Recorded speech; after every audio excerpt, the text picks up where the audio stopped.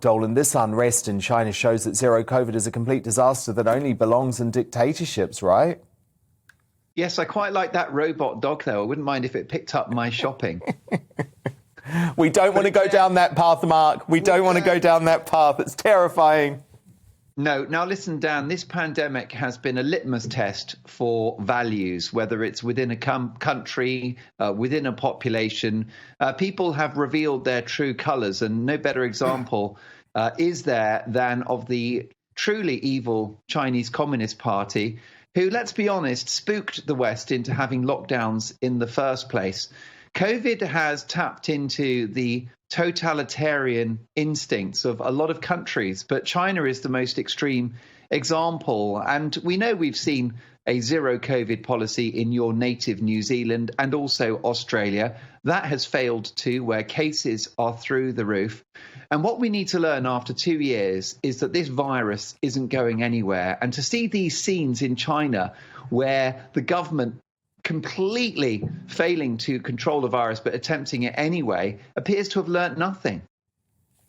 I know, Mark. And if the Chinese people are finally starting to stand up against this, you know it's bad, because imagine 2 years of this hell, Mark. 2 years of it they've had to endure.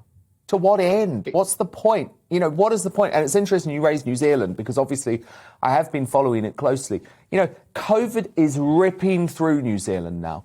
They have tens of thousands of cases every day, because we can't avoid this thing, and we were never going to be able to avoid this thing. And I thought the Chinese were smarter than that, because they've proved themselves to be ingenious when it comes to the economy. And they will, in the years to come, take over as the world's largest economic superpower. More's the pity. But this is medieval stuff, Dan. I mean, look at those pictures.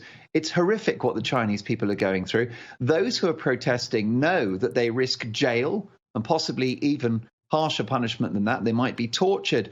It could be that they'll throw away the key, and yet they're so upset and they're so desperate for their families. They want to put food on the table. In the end, it's an extreme example of zero COVID, right? That if you have zero COVID, you will be left with zero country. I've got to say, we didn't exactly get off scot-free in the West, Dan, because, OK, Britain's had a degree of freedom since Freedom Day on the 19th of July. And, of course, we didn't cancel Christmas. But we've had zero COVID light here in the UK. And if you want to have a look at the impact of that, well, you've got a waiting list which some feel could reach 12 million by the time we're done. And you've got £500 billion worth of debt. So it's not as bad as China. It's not as bad as New Zealand.